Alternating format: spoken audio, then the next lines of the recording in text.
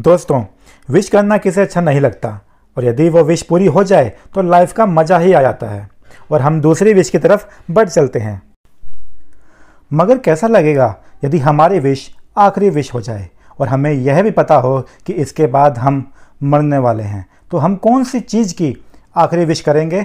आज के इस वीडियो में हम जानेंगे कुछ ऐसे लोगों के बारे में जिनको अपनी मौत का आभास था और उसके साथ साथ अंतिम समय में इस संसार से उन्होंने क्या मांगा। तो सबसे पहले शुरू करते हैं अलेक्जेंडर द ग्रेट की। अलेक्जेंडर मात्र 20 साल की उम्र में राजा बन गए थे और 32 साल की उम्र में पूरा साम्राज्य जीतने के बाद वह बीमार पड़ गए, जो कि यह बताया गया है कि शायद उनको पॉइजनिंग हुआ है। वह पॉइजनिंग की वजह से बीमार पड़ गए थे और उन्हें यह समझ में आ गया था कि उनका यह बुखार अब नहीं उतरने वाला है और मौत करीब है। उसने अपने सेनापति और मंत्री को बुलाया और कहा कि अब मैं इस संसार को अलविदा कहने वाला हूँ, पर मेरी 3 विशेष को हर हाल में पूरा करना होगा। और वो 3 विशेष थी ये। पहली कि मेरे फिजिशियन यानी चिकित्सक यानी कि डॉक्टर्स जिन्होंने मेरी सेवा की वे ही मेरी अर्थी के पास रहें। दूसरा, जब मेरी अर्थी निकले तो वे तमाम दौलत जिसे मैंने जीवन भर इकट्ठा करता रहा और रास्ते में बिछा दी जाए। तीसरा, मेरी अर्थी में मेरे दोनों हाथ बाहर लटके रहें, जिससे हर किसी को यह समझ में आए कि इंसान खाली हाथ ही आता है और खाली हाथ ही जाता है। उनके मंत्रियों ने यह सब जानना चाहा कि ऐसी बेकार की विशेष का क्या मतलब है। तब अलेक्जेंडर ने बताया कि मैंने अपने जीवन में यही सीखा है और यह बताना चाहता हूँ कि संसार में कोई भी डॉक्टर पूरी तरह से ठीक नहीं कर सकता और मौत के आगे डॉक्टर भी बेबस है। दूसरा, सारी ज़िंदगी दौलत इकट्ठे करता रहा और यह दौलत मौत के आगे किसी काम की नहीं और इंसान को खाली हाथ ही जाना होता है। खैर, अलेक्जेंडर के मंत्रियों ने उनकी यह विशेष उनकी मौत के बाद पूरी कर दी। अब बात करते हैं Jammu and Kashmir liberation front, जो कि वहाँ की एक सेपरेटिस्ट ऑर्गेनाइजेशन है, उसके लीडर मकबूल भट्ट की। मकबूल भट्ट ने इलीगल तरीके से JNK में एंट्री ली थी और 1983 के एक इंडियन डिप्लोमेट का अपहरण किया और बाद में उन्हें मौत के घाट उतार दिया था। इस मर्डर के बाद मकबूल भट्ट को फांसी की सज़ा सुनाई गई और उन्हें 11 फरवरी 1984 को फांसी पर लटका दिया गया। इस मर्डर के बाद मकबूल भट्ट को फांसी की सज़ा सुनाई गई।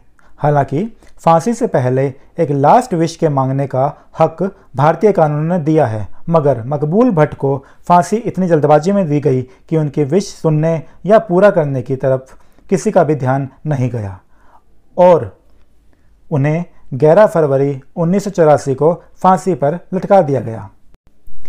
तीसरे नंबर पर बात करते हैं कोलकाता पश्चिम बंगाल के एक सिक्योरिटी गार्ड जिनका नाम है धनंजय चटर्जी। उन्होंने 14 साल की एक लड़की जिसका नाम हेतल पारिक था रेप किया और बाद में उसे मार डाला। पश्चिम बंगाल में यह पहला व्यक्ति था जिसे फांसी की सज़ा सुनाई गई और 15 अगस्त 2004 को अलीपुर जेल में फांसी दी गई। इसकी आखिरी इच्छा थी कि जेल में जो उनके डॉक्टर थे उनके पैर छूने की इजाज़त दी जाए और पूरे जेल में भजन वगैरह चलाए जाएं और उसकी यह इच्छा पूरी भी की गई थी। इस चेहरे को आप जानते ही होंगे। जी हाँ, ये चेहरा है अजमल कसाब का। 26 नवंबर 2008 को मुंबई में ताबड़तोड़ फायरिंग करते हुए 72 निर्दोष लोगों की जान ली थी और बाद में ताज होटल में विदेशियों को बंधक बनाकर हंगामा मचाया था। खैर, उन्हें पकड़ा गया और 21 नवंबर 2012 को फांसी की सज़ा दे दी गई। 25 साल के इस आतंकवादी का पूरा नाम मोहम्मद अमल आमिर कसाब था और पाकिस्तान का रहने वाला था। इसकी आखिरी इच्छा थी कि इसकी मां नूरी को पाकिस्तान में सूचना दी जाए कि इसे फांसी होने वाली है और गवर्नमेंट ऑफ इंडिया ने पाकिस्तान की मदद से इसकी यह विश इसके मरने से पहले पूरी भी कर दी थी। ये चेहरा है अफजल गुरु का, जो कि 2001 में इंडियन पार्लियामेंट अटैक का मास्टरमाइंड था।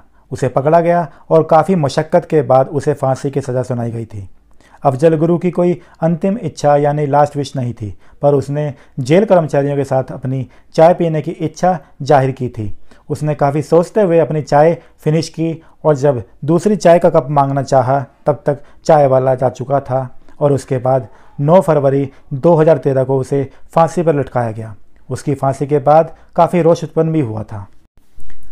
दिसंबर 16, 2012 की रात को कौन भूल सकता है, जिसमें मुनीरका में रहने वाली एक 22 साल की फिजियोथेरेपिस्ट और उसके दोस्त को एक चलती बस में पहले मारा पीटा गया और एकांत में रेप किया।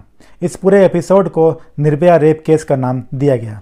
जब इससे भी मन नहीं भरा तो इन 6 लोगों ने मिलकर उसकी लहूलुहान बॉडी पर काफ़ी टॉर्चर किया, जिससे उस लड़की ने कुछ दिन की मशक्क़त के बाद अस्पताल में दम तोड़ दिया था। बाद में इन 6 अपराधियों को दिल्ली पुलिस ने पकड़ा था, जिसमें एक जुवेनाइल था, यानी 18 साल से कम उम्र का अपराधी मोहम्मद अफरोज़। इस पूरे एपिसोड को निर्भया केस का नाम दिया गया। मोहम्मद अफरोज़ को जुवेनाइल सुधार केंद्र भेजा गया था और 20 दिसंबर 2015 में छोड़ दिया गया। राम सिंह अपने ट्रायल पीरियड के दौरान जेल के अंदर ही मारा गया और बाकी 4 अपराधियों मुकेश सिंह, विनय शर्मा, पवन गुप्ता और अक्षय ठाकुर को फांसी की सज़ा सुनाई गई। इन चारों को यह लग रहा था कि उनकी सज़ा ऐसे ही चलती रहेगी और एक दिन वो सज़ा काटकर जेल से बाहर आ जाएंगे, मगर जैसे ही उन्हें फांसी की खबर लगी, उनकी रातों की नींद गायब हो गई। उन्हें जेल अधिकारियों ने नहाने और नए कपड़े पहनने को कहा, पर वे सब रोने गिड़गिड़ाने लगे कि उन्हें माफ़ी दे दी जाए। शायद उन्हें अपने किए पर अब पहली बार दर्द का एहसास हुआ था। उन्होंने अपनी चाय को भी ठुकरा दिया। उनके चेहरों को ढका गया और उनमें से एक, जिसका नाम विनय था, रोने चीखने चिल्लाने लगा, मगर जेल अधिकारियों द्वारा उसे मजबूती से पकड़ा गया और सुबह के ठीक 5:30 बजे उन्हें फांसी दे दी गई।